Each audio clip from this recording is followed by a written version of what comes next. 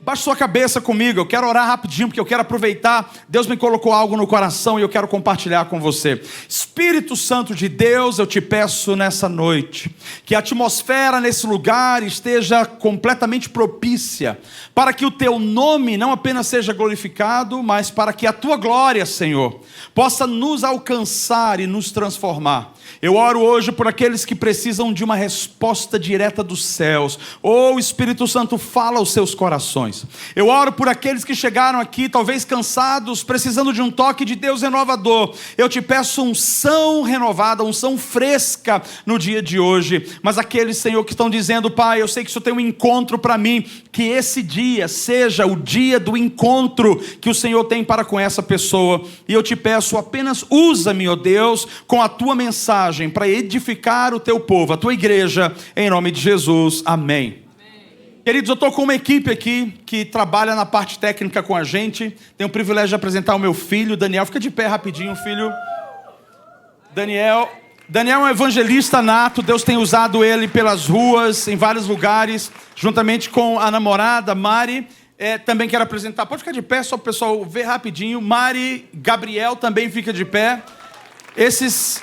Almeida e Vitória, esses meninos fazem as coisas acontecerem. Deus abençoe.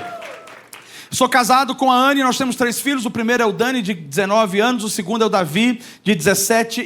E a nossa terceira filha é a Sara, de apenas 6 anos de idade. Minha esposa, além de pastora, juntamente comigo, também é psicóloga. E nós acreditamos numa coisa, que Deus tem nos enviado para levantar um exército nessa nação de discípulos e discípulas que vão servir ao Senhor. Apesar das dificuldades, das lutas, eles vão dizer: Rinene, eis-me aqui, Senhor. Seja o que for, a hora que for, quando for, apenas diga o que o Senhor quer e faremos o que agrada o teu coração. Vamos lá para a mensagem que eu tenho para você hoje à noite.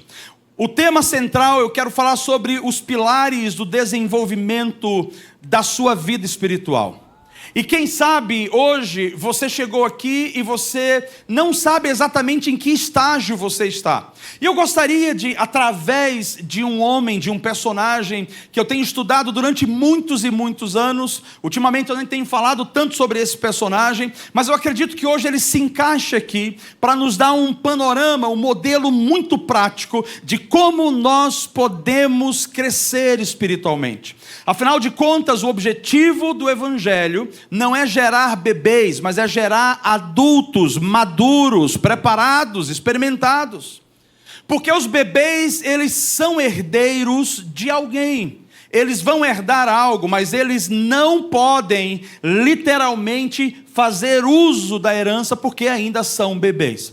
E talvez essa seja a grande questão, onde nós estamos assentados nos bancos da igreja, somos pessoas amadas, somos pessoas maravilhosas, a graça do Senhor, a misericórdia do Senhor está sobre nós, mas a gente não vê algumas coisas acontecendo. E a razão pela qual a gente não vê, quem sabe, é porque a gente ainda não amadureceu. E eu acredito que quando amadurecermos, nós vamos ver a frutificação ainda maior na nossa vida, no nosso casamento, nas nossas finanças, na nossa paternidade, na nossa profissão, nos nossos relacionamentos. Deus deseja amadurecer você. E Ele tem um processo lindo, embora doloroso. Ele tem um processo simples, mas pode também parecer complexo de acordo com o lugar que você se encontre. Eu gostaria de começar lendo 1 Samuel, capítulo 16, versículo 1. Eu vou ler esse texto e eu vou explicar a partir daqui, em cima desse tema. Então disse o Senhor a Samuel: até quando terás pena de Saul, havendo-o eu rejeitado, para que não reine sobre Israel? Enche um chifre de azeite, e vem, enviar-te-ei a Jessé, o belemita, porque dentre os seus filhos me tenho provido de um rei. Existe um cenário bem prático aqui que estava acontecendo. O povo hebreu, o povo de Deus, essa nação que a gente chama de Israel, esse povo estava agora querendo e precisando de um rei. Embora Deus fosse o seu rei, diretamente cuidando, protegendo, abençoando, alimentando, esse povo estava se comparando com as outras nações. E eu não sei se você sabe, a comparação é uma coisa comum. A gente olha para o lado e a gente fala: por que eu não tenho isso? Por que eu não sou assim? Por que eu não estou ali? Então esse povo começa a se comparar com as outras nações. E ao se comparar, um desejo é despertado nas suas vidas, nos seus corações, dizendo: por que nós não podemos ser iguais a eles? E então eles começam a reclamar e dizer: todas as nações têm um rei, nós não temos um rei. Bem, essa era a perspectiva deles. Eles tinham um rei, não apenas um rei, eles tinham o rei dos reis, o Senhor dos exércitos, aquele que tinha criado os céus e a terra, aquele que era o princípio de todas as coisas, mas também a conclusão de todas as coisas. Mas o povo, por conta da imaturidade, não estava mais conseguindo compreender quem de fato era Deus, e aí eles se compararam, ou seja, baixaram o padrão. E qual era o padrão agora? O padrão era as outras nações, nações quebradas, nações com defeitos, nações com problemas, com crises, com ídolos, mas eles queriam aquilo, queriam um homem. Deus não tinha essa intenção, mas Deus atende o chamado daquele povo. Importante você entender que esse não era o plano A de Deus, esse não era a primeira proposta de Deus para aquele povo, mas Deus atendeu o coração do povo, que eu posso simplesmente aplicar para você dizendo: nem tudo que acontece conosco é a primeira vontade de Deus, é a vontade soberana de Deus. Às vezes nós insistimos, nos comparamos com todo mundo ao nosso redor e dizemos: por que eu não tenho? Por que eu não posso? Por que eu não estou lá? E às vezes Deus permite algumas coisas, porque Ele nos ama tanto, e Ele também quer atender o nosso coração, e foi exatamente isso que aconteceu. Esse povo recebe um rei. Quem foi esse rei que eles receberam? Um jovem, começa muito jovem na jornada, chamado Saul. Saul não era um mau homem, Saul pelo contrário era um bom homem. Era um homem que começou humilde, começou com o coração quebrantado. Mas ao longo do tempo ele cresceu muito. E por crescer no seu governo, ele começou a sentir de que ele estava no comando de tudo. Ou seja, ele também não honrou o Deus que o levantou. Ele não reconheceu que ele estava ali, não porque ele tinha capacidade, mas porque Deus havia o escolhido. E o tempo se passou e Saul fez o contrário do que Deus tinha pedido. E no momento que ele fez o contrário do que Deus tinha pedido, ele passa a assumir de que ele poderia legislar ou governar na área sacerdotal, quando ele não era um sacerdote, ele era um rei político, ou seja, ele era um político e não um sacerdote. Mas ele achou que o poder que ele tinha político poderia dar a ele acesso para que ele pudesse reger a casa de Deus, o templo do Senhor, as leis do Senhor, a maneira de Deus. E por conta disso e de algumas outras questões, a Bíblia diz que Deus rejeitou no seu coração a Saul. E eu sei que isso fica uma interrogação na nossa mente, mas como assim se Deus só aceita, Ele não rejeita? Como que a palavra está dizendo que Ele rejeitou? Eu quero que você entenda que Ele não rejeitou a pessoa de Saul. A pessoa de Saul era amado por Ele, a pessoa de Saul era especial para Deus, Ele tinha um propósito com a pessoa de Saul. Ele rejeitou a função de Saul, a função de rei. Então a Bíblia diz: o Senhor o rejeitou. E aí ele estava falando agora com o homem, com o profeta / sacerdote, que tinha sido responsável de ordenar, de ungir a Saul. Então Deus está falando com Samuel: Samuel, por que você ainda tem pena? Por que você está lutando com isso? Porque Samuel criou uma afinidade com Saul, criou um carinho especial. Puxa, é um bom menino, quem sabe a gente consiga esperar. Olha, eu acho que ele vai dar certo. Só que Deus não estava olhando pela perspectiva de que é um bom menino. Deus estava olhando pela perspectiva: ele está num lugar que ele não pode ser apenas um bom menino. Ele precisa ser um homem de Deus, ele precisa ser obediente, ele precisa ser submisso. Importante entender que Deus estava deixando muito claro para aquele povo, naqueles dias, que Deus tem um padrão e que Ele não está disposto a negociar o seu padrão, independente do quanto Ele nos ama. Deus não vai negociar os seus padrões. Então que fique claro que não é Deus que tem que se encaixar nos nossos padrões, somos nós que temos que nos encaixar nos padrões de Deus. E que padrões eram esses? Olha, eu quero falar com você justamente sobre isso, sobre os padrões que Deus estava ensinando aqui, agora através desse cenário todo, não apenas para aquele povo, mas um padrão que Ele está ensinando para a gente. Entra em cena um jovem. De onde veio esse jovem?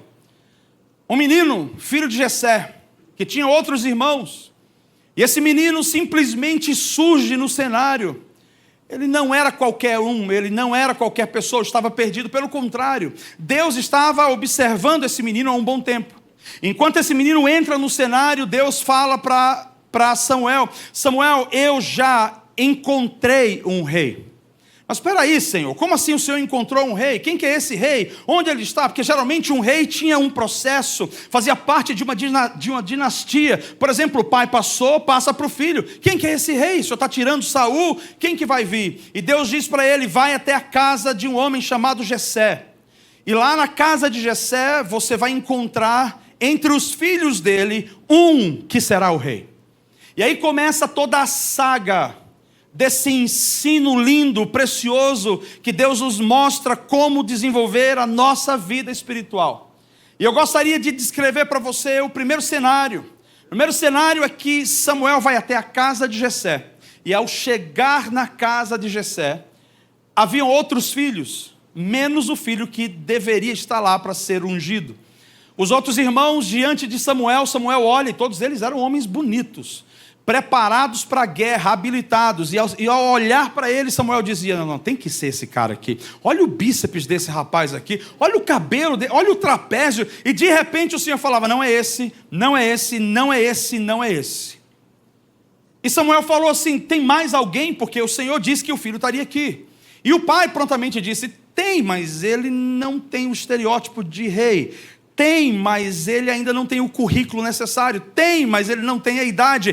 Tem, mas ele não está preparado ainda. O que eu acho lindo é que não é o padrão do homem que determina quem está pronto ou não para Deus. Deus viu Davi antes mesmo de enviar a Samuel lá, ou seja, Davi já estava pronto. E o que chamou atenção em Deus, na vida de Davi, certamente não foi a habilidade de guerra, certamente não foi a sua capacidade política, e certamente não foi o seu perfil carismático diante das pessoas. Ele era só um menino que vivia no campo, ajudando o pai dentro de casa e no deserto. O que chamou atenção? O que chamou atenção era o que não estava exposto. O que chamou atenção era o que estava dentro.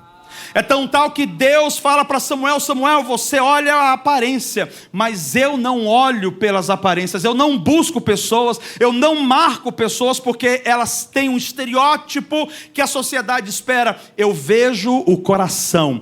Algo no coração de Davi atraiu a atenção de Deus, algo no coração de Davi deixou claro que ele não teria um reinado semelhante ao reinado de Saul.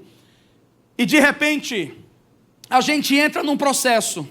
Eu quero falar para você sobre esses 4 pontos que a gente descobre o nosso desenvolvimento espiritual.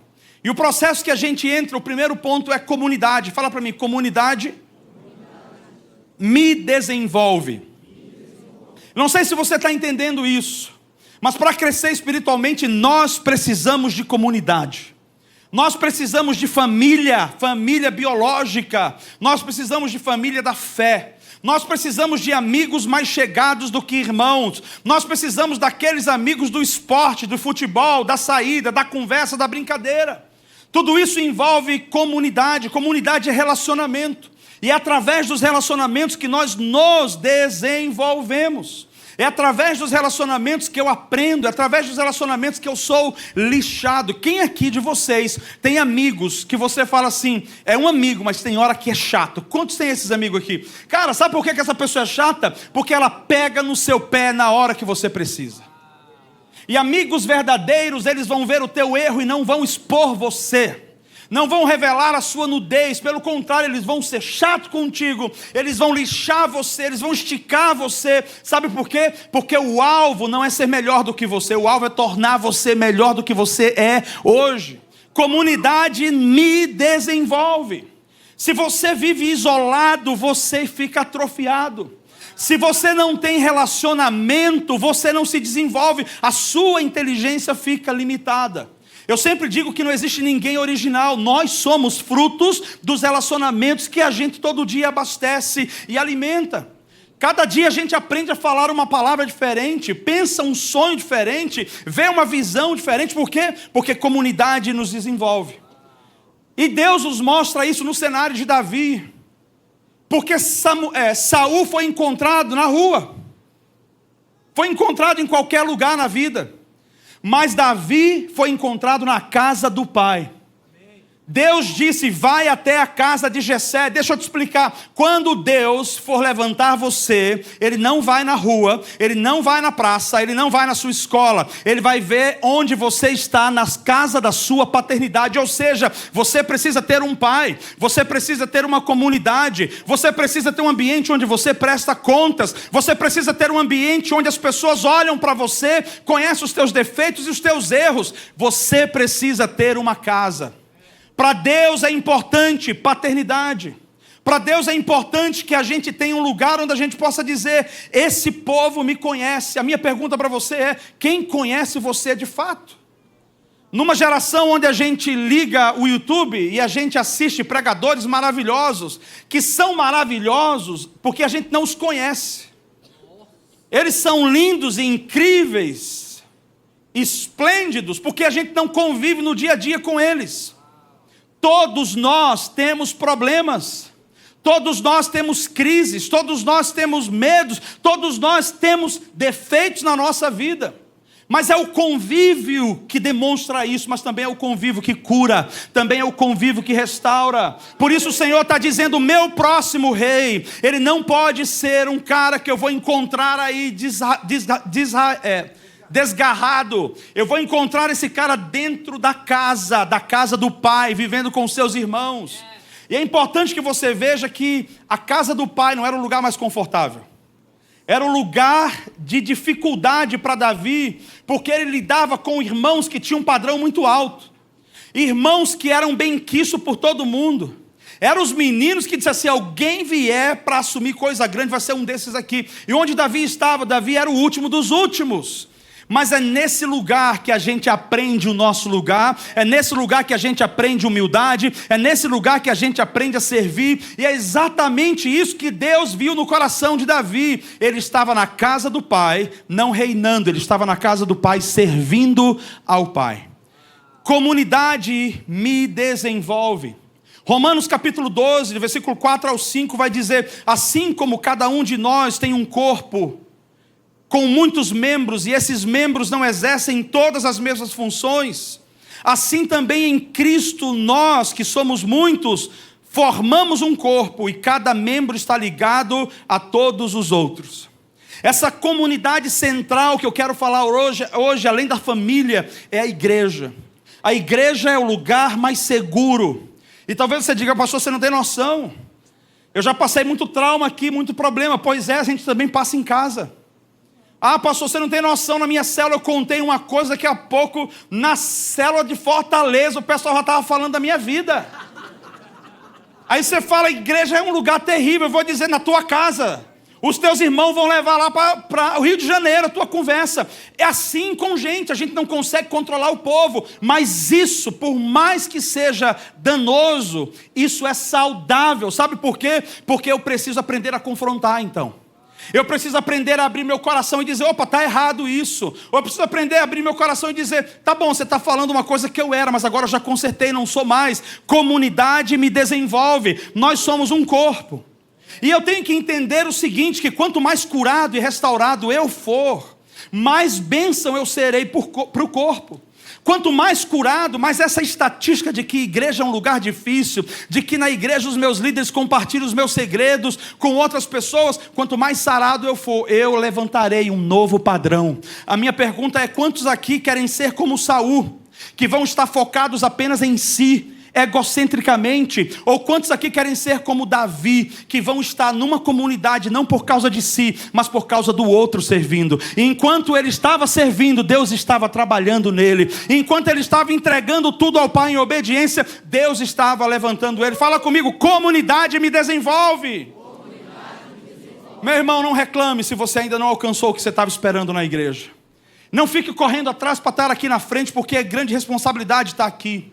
O melhor lugar que tem para você estar é no centro da vontade de Deus. Se Ele tiver para você ficar aqui, você sobe. Mas se Ele não tiver, o que você faça aqui, o que você está fazendo aí é fundamental para Ele. Ame pessoas, proteja pessoas, edifique pessoas, sirva vidas. A comunidade desenvolve você.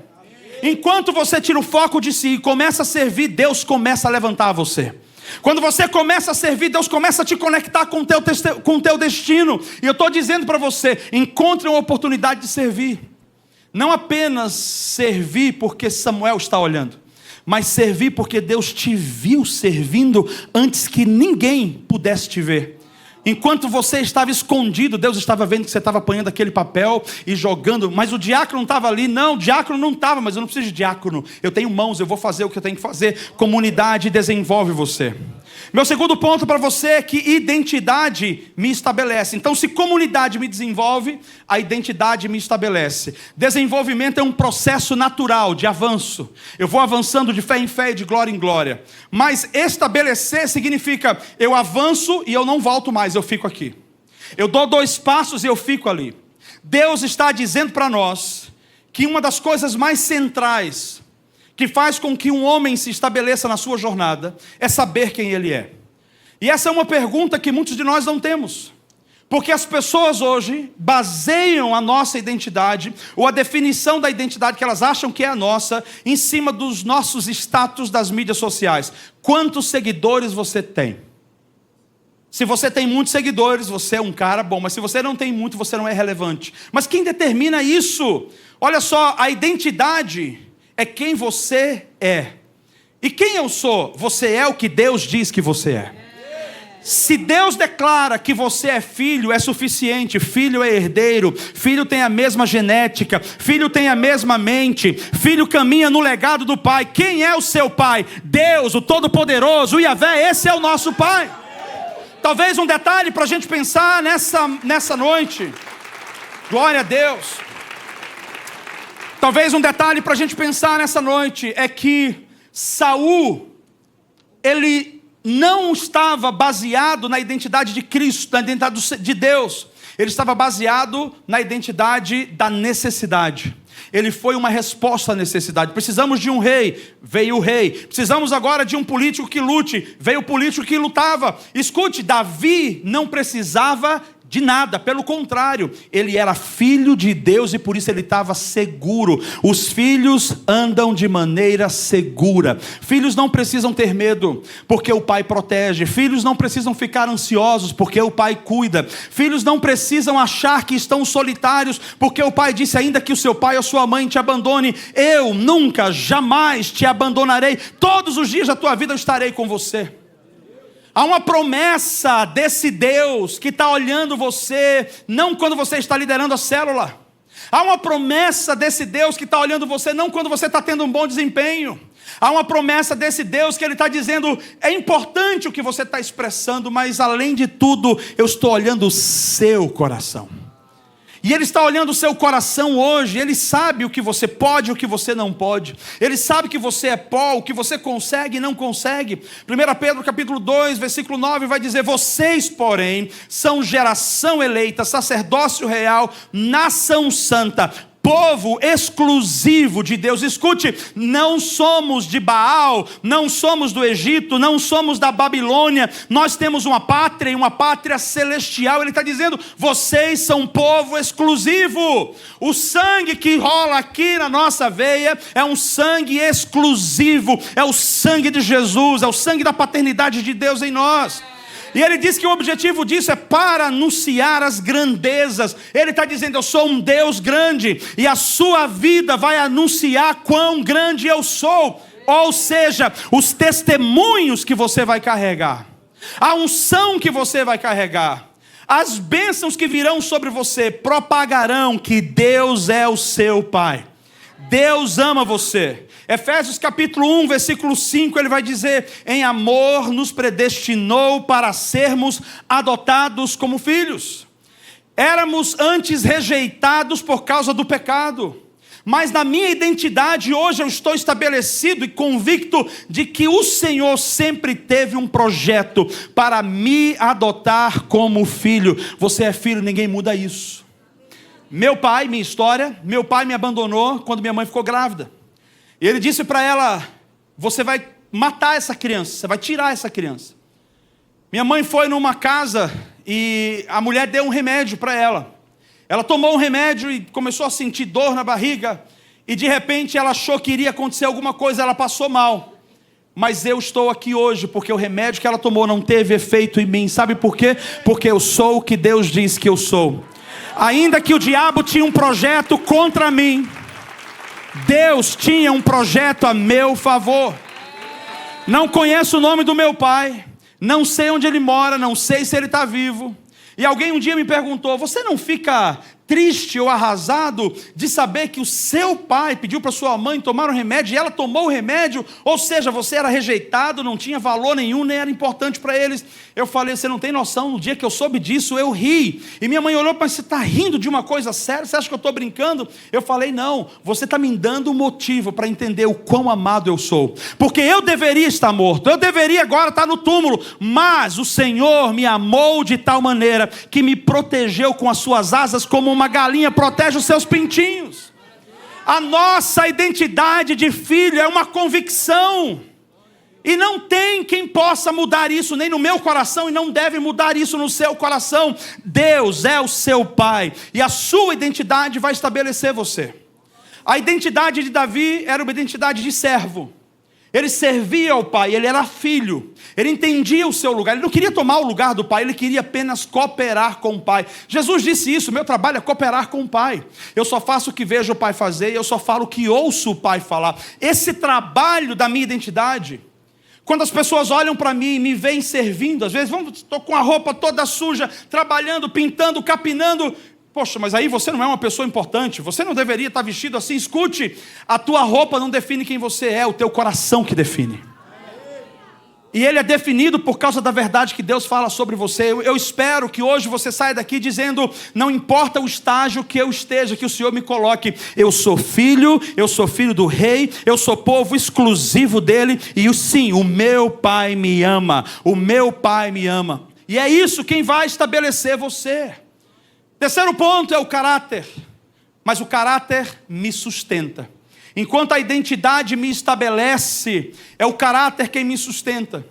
E uma das coisas mais magníficas que eu vejo na história de Davi é que enquanto ele estava sendo ordenado, ungido para ser rei, a ideia central é: já que está sendo ungido para ser rei, agora você vai assumir o reinado. Vocês acham que em seguida ele assumiu o reinado? Demorou vários e vários anos. Agora pensa comigo no cenário: estamos dentro da casa de Jessé, os irmãos olhando ali. Imagina que os irmãos já estavam completamente contrariados. Davi recebe o óleo da unção sobre a cabeça dele, e de repente Samuel diz: pois é, era isso que Deus pediu para fazer, Deus abençoe, tchau. Mas Samuel, mas e aí o quê? Não ungiu cabeça.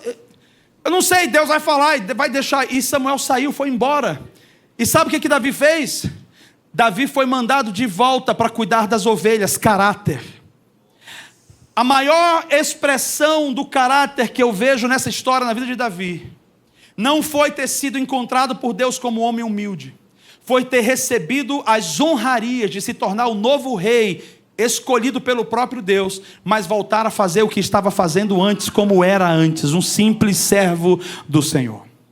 A maioria de nós, por tão pouco, por receber uma pulseira do Siriquake, uma pulseira, porque a pulseira branca você entra em lugares que algumas pessoas não entram, e aí você recebe uma pulseira branca, meu irmão, você já estufa o peito, ei, quem que você acha que eu sou, rapaz? Eu recebi pulseira branca. Davi recebeu a honra, a unção, o respaldo e voltou para cuidar das ovelhas. Caráter não se prova através do título ou do status. Caráter se prova como eu correspondo quando eu tenho título e quando eu tenho status. A Bíblia me mostra em Romanos capítulo 12, versículo 2. Não se amoldem ao padrão deste mundo, mas transformem-se pela renovação da sua mente, para que sejam capazes de experimentar e comprovar a boa, agradável e perfeita vontade de Deus. A vontade de Deus não é fazer você uma pessoa famosa. A vontade de Deus não é fazer você uma pessoa grande e muito conhecida. A vontade de Deus é tornar você cada dia mais filho dele e discípulo de Jesus. Não há outra intenção em Deus, mas não só um filho qualquer, um discípulo qualquer, um filho maduro, um discípulo maduro, que ele possa compartilhar o coração dele com você. A pergunta é: será que ele pode compartilhar com você tribulações? Porque se ele não puder compartilhar tribulações com você, ele também não vai compartilhar a glória dele com você. Homens que suportam a tribulação e são fiéis no seu caráter, são homens que receberão uma porção maior de glória. É por isso que Paulo sempre estava dizendo: perseverem, alegrem-se, sejam firmes, sejam pacientes, porque a operação da vossa fé, mesmo em meio a problemas, vai tornar você cada vez mais habilitado diante de Deus. O caráter nos sustenta. E nós precisamos hoje não estar buscando viver na frente das pessoas. E precisamos parar dessa carreira ou dessa escadinha, onde o nosso objetivo é ser o maior do Brasil, o maior pregador da nação, o próximo pastor da Paz Church. Nós podemos ter desejos disso, mas isso não altera nada, porque Deus te escolheu sem você ser nada. Ele escolheu você pelo seu coração. Essa é a única razão pela qual Ele escolheu você, por causa do amor dEle. E a Bíblia diz que Ele nos amou primeiro. Então nós precisamos estar firmes no nosso caráter, ou seja, ser íntegros. Todo dom do alto não vem de mim, vem do Pai das luzes. Não é meu. Logo, quando eu oro e alguém é curado, quando eu oro e alguém ressuscita, não é por causa de mim que orei muito, eu sou muito forte, muito espiritual. Não, é por causa da bondade e da fidelidade de Deus, por meio da fé que Ele mesmo plantou no meu coração. Caráter, meu irmão. Seja íntegro, seja fiel a Deus. Não ande nesse modelo do mundo, porque o mundo hoje compra status. Você compra seguidores do Instagram. É o cúmulo do absurdo, da bestalice, é comprar seguidor no Instagram, para que as pessoas vejam que você é importante. O Senhor está dizendo: nada disso é agradável. O agradável mesmo é você viver como Davi viveu, mesmo sendo quem era. E aí eu faço essa referência em Filipenses capítulo 2, Jesus dizendo que o Pai dizendo, Ele abriu mão da sua glória, Ele deixou a sua glória para lá e assumiu a forma de servo. E Ele se tornou semelhante a nós. E Ele disse lá na frente que Ele não veio para ser servido, mas Ele veio para servir. Você entende que o caráter de um verdadeiro discípulo, de um verdadeiro filho, é um caráter de servo, é o caráter de Cristo. E o servo não se justifica, o servo não escolhe o que fazer, o servo obedece, faz com prazer, faz com êxito, porque ele entende: eu não estou fazendo para mim, eu estou fazendo para o Senhor. E por fim eu concluo com missão. A missão me projeta. Fala comigo: a missão me projeta. Eu não sei se você sabe, mas todos nós fomos criados para uma missão. E todos vocês têm um propósito aqui. Salmo 139 vai dizer que Deus tem um livro da vida escrito a seu respeito. Cada um de vocês tem um livro de Deus. Ou seja, Deus tem um projeto e um plano. E esse projeto é um projeto perfeito. Esse projeto é um projeto lindo. Você não tem noção porque que você sempre gostou do que você gostou de fazer, das aptidões, das habilidades, dos dons que você carrega. Sabe por quê? Não é porque simplesmente você treinou um pouquinho mais, é porque Deus tem um projeto com você, e desde o dia que você estava no ventre, Ele começou a desenhar você e a formar você, e se você continuar ouvindo e obedecendo, Ele vai levar você aonde você tem que estar. Por isso eu digo: não saia buscando a próxima oportunidade do momento, persevere, fique aonde você está, naquilo que Deus te plantou, seja fiel e seja encontrado fiel. Interessante aqui, quando a gente olha sobre missão, Davi num dado momento acorda de manhã e vai para o deserto cuidar das ovelhas. Era um dia como qualquer outro. A palavra original, quando o pai chama ele: Davi, ele responde com eis-me aqui. No original é rinene. E essa palavra rinene, ela não é só eis-me aqui. O sentido amplo dela no original é: seja o que for, a hora que for, quando for, apenas diga o que tu queres, e eu farei o que agrada ao teu coração. Ou seja, eu estou predisposto, quando eu digo rinene, a fazer o que eu nem sei ainda o que Ele vai me pedir. É o que aconteceu com Abraão. Deus está procurando servos, filhos, discípulos que digam rinene, ou seja, não importa o que você vai me pedir, o Senhor tem o meu coração, o Senhor tem o meu sim, o Senhor tem toda a minha vida. E naquele dia comum, como qualquer outro, eu não sei quais foram as crises que Davi passou, mas eu sei que ele estava fazendo o que o pai pediu. O pai dele falou: Davi, vem cá. Davi veio. Filho, teus irmãos estão numa guerra e precisam de comida, alimento. Você leva lá umas marmitas? Davi poderia dizer: você está brincando comigo? Você está falando com o rei de Israel? Aqueles são os meus súditos, eles que deveriam vir de lá trazendo comida para mim. Davi disse: Hinene, eis-me aqui, meu pai. E no processo de abraçar a obediência, no processo de abraçar a missão, Deus estava protegendo Davi. Por quê? Porque a missão me protege.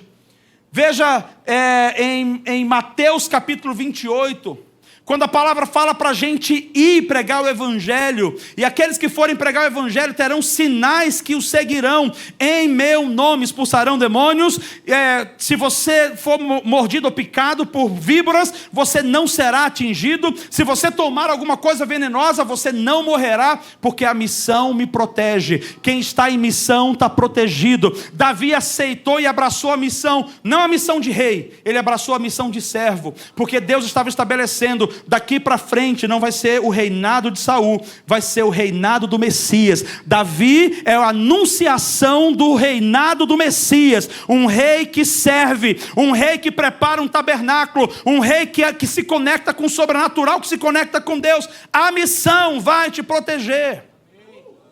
Deus vai mandar os seus anjos cuidar de você, para que você seja protegido na sua jornada. Líder de célula, discipulador, pastor, seja quem você for, você que está evangelizando, os anjos do Senhor estarão com você, quando você abraça essa visão, abraça essa missão. E aí Davi simplesmente vai, e ao chegar lá, a Bíblia diz que Saul simplesmente deu a ele uma couraça, uma estrutura, e Davi vestiu aquilo e não deu conta. Ele falou: não, tira isso aqui de mim, porque a identidade que eu tenho em Deus me estabelece. Eu não preciso de nada, eu não preciso da sua capa, eu não preciso do seu nome, eu não preciso do que você faz. O que Deus está fazendo em mim é suficiente, é isso que eu quero, eu vou repousar nisso. E a Bíblia diz, eu quero concluir aqui, que nessa missão que ele abraçou, ele encontrou o seu destino. Você não sabe quando vai estar o seu Golias, que o Espírito do Senhor se apoderará de você, você matará o Golias, e depois que você matar o Golias, toda uma nação vai olhar para você e vai dizer: verdadeiramente Deus está contigo. É um dia qualquer, como qualquer outro, e você está com o mesmo coração de ser servo. E os céus estão dizendo: ele não tem ideia, mas é hoje que o negócio vai romper, é hoje que a caneta vai assinar, é hoje que a porta vai abrir, é hoje que os céus vão jogar confete dizendo: parabéns, você conseguiu cruzar a linha de chegada. E esses somos nós, essa é a expectativa de Deus. E por isso Ele deseja que eu e você sejamos maduros, para que no processo de passarmos por esses caminhos, por esses pilares, na comunidade, quando somos imaturos, nós lutamos uns contra os outros e tentamos fazer valer o nosso jeito e o nosso padrão. Na identidade, nós tentamos nos fiar, nos valer de um relógio, de um tipo de celular, de uma marca de tênis ou de uma marca de calça. E a Bíblia diz: não é por isso, é porque em Deus diz que você é. Nós temos que ter cuidado, porque na imaturidade, no meu caráter, eu vou tentar o tempo todo chegar lá, independente das formas ou dos princípios que Deus tem estabelecido. Eu preciso ter cuidado para eu não chegar lá da maneira errada. Mas por fim, eu tenho que ter entendimento que, se eu for imaturo na hora de abraçar a missão, eu vou reclamar dizendo: mas como que o Senhor está me dando essa missão? Se eu sou uma pessoa tão especial, essa é uma missão difícil, o Senhor tem que me dar uma missão mais valorosa, mais aparente, que brilhe mais. O imaturo, ele não consegue reconhecer os processos. E infelizmente, ou felizmente, a vida é difícil, inclusive a vida cristã. A Bíblia já nos avisa, Jesus dizendo: no mundo vocês terão aflições, mas tenham bom ânimo. Eu preciso dizer para você que também a Bíblia diz que todos aqueles que buscam servir a Deus piedosamente sofrerão perseguições na sua vida. Então essas perseguições, essas lutas e tribulações trabalhará em mim e em você, para que a gente seja cada dia mais aprovado, até o dia que o Senhor diz: hoje não é um dia qualquer, mas você viveu como você estava vivendo antes, com o coração servo dizendo: Hinene, mas hoje eu estou chamando você para entrar no novo nível. Eu quero convidar você a ficar de pé junto comigo nesse momento. E eu quero dizer que Deus está aqui vendo e ouvindo você. Eu quero dizer que Deus está aqui vibrando hoje com muitos de vocês. E olha só, quem sabe você está ouvindo essa mensagem hoje, porque Deus está dizendo, chegou o seu dia de passar um passo a mais. E eu não sei como você se encontra com Deus, na sua maturidade. Talvez na sua imaturidade você perdeu algumas coisas, perdeu comunidade, perdeu a identidade, perdeu o caráter, ou até perdeu a missão. Mas nós estamos diante de um Deus que não quer nos destruir ou nos testar. Nós estamos diante de Deus que nos ama. Coloque a sua mão para o alto agora, eu quero orar por você. Que o Senhor possa nesse dia encontrar em você um coração quebrantado e contrito. Deus, eu oro por um coração semelhante ao coração de Davi aqui. O coração de Jesus, pessoas que estão apenas focadas e preocupadas em agradar o teu nome, unicamente o teu nome. Deus, manda aqui hoje águas que venham limpar os corações em nome de Jesus. Envia, Senhor, uma graça tão especial, uma unção tão nova e renovada, para que essa mãe, esse pai, esse filho, esse avô, essa criança, esse jovem, Senhor, esse adulto, possa se encontrar hoje no centro da tua vontade. Vai quebrando os obstáculos em nome de Jesus. Vai gerando arrependimento, amolecendo corações nessa noite, para que cada um dos teus filhos se renda ao teu propósito. E eu oro, Espírito Santo, tu que é responsável pela tua igreja, completa a tua obra e glorifica o teu nome através da vida do teu povo, em nome de Jesus. Que o Senhor te abençoe e que você possa se tornar cada vez mais maduro através da sua submissão à vontade soberana de Deus. Você é o que Deus diz que você é. Deus te abençoe.